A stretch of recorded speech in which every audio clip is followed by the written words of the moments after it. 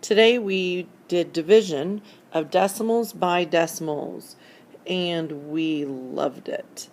Now I have created this as a help for you so that you can have a little bit of our instruction from class at home. Now, first reminder, remember when we multiply any number times 10, it is the same as moving my decimal place 1 to the right. Now, see 1 0, moving it 1 to the right, my answer would be 9.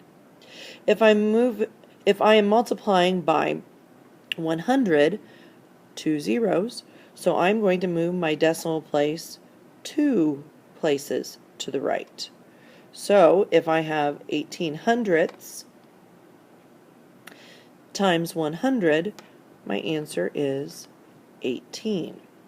Now, remember, we need to use that when we are dividing by decimals because we cannot divide by a decimal. We divide by whole numbers. Now, let's take a look at our first one.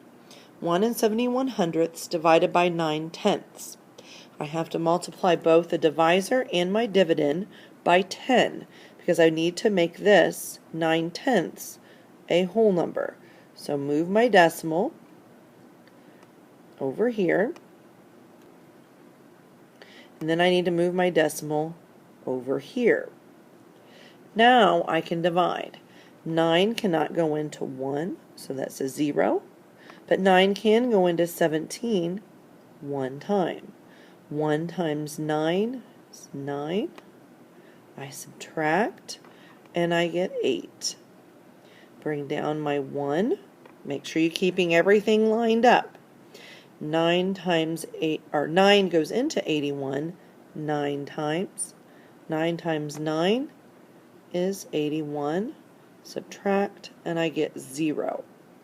Now, to place my decimal in my answer, it goes straight up from where I was at the end. So it will be right here because it goes straight up from here. So my answer is 1 9/10ths. Now, let's try another one. If we have 9,000ths divided by 1800ths, I need to multiply 1800ths times 100 to make that a whole number. So that slides my decimal 1, 2 places. So it is now here. So I cannot only do that to the outside, got to do it to the inside. So I slide 1, 2. My new decimal location is right here. Now I can divide. 18 can't go into 0 or 0 or 0. But I can annex a 0 on the end of that 9 because 18 can't go into 9, but 18 can go into 90 5 times.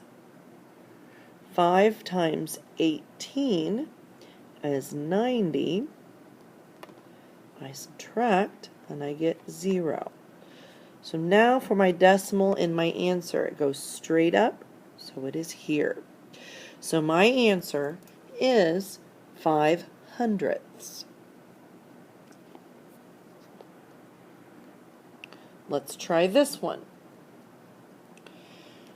So I've got 3600ths trying to go into 8 424,000ths.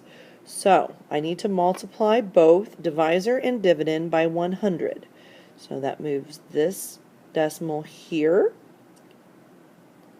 and then it moves this decimal here. All right. 36 cannot go into 8, so I put a 0.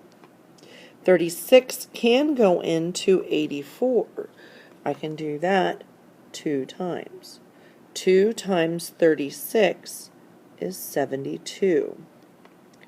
I subtract. 4 minus 2 is 2. 8 minus 7 is 1. 12 is smaller than 36, so I'm on the right track. Bring down my 2. Now I have 122 divided by 36. And I can do that 3 times. 3 times 36 is 108. Now I subtract 2 minus 8. Can't happen unless I borrow. Now I can do 12 minus 8, which is 4. 1 minus 0 is 1. And 1 minus 1 is 0. Well, 14 is smaller than 36. Bring down my 4. 144 divided by 36. I can do that 4 times. 4 times 36 is 144. Subtract, and I get 0. So since I have nothing else to bring down, all I have to do is place my decimal in my answer. Go straight up. My answer is 23 4/10. Now, as you are working on any of these in an assignment, any of these, just relax. You will be fine.